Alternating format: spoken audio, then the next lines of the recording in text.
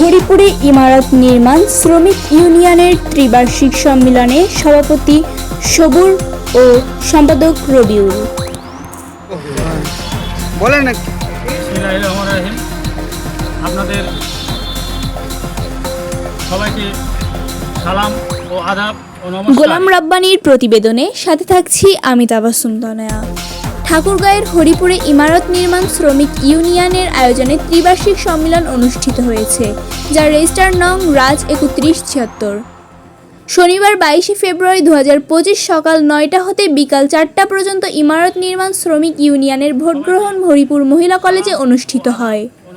ভোটের নির্বাচনী পরিচালনা কমিটির সার্বিকভাবে দায়িত্ব পালন করেন মোহাম্মদ মাজিদুর রহমান সাজু চেয়ারম্যান, অ্যাডভোকেট মোহাম্মদ নুরুল ইসলাম ও মোহাম্মদ গিয়াস উদ্দিন।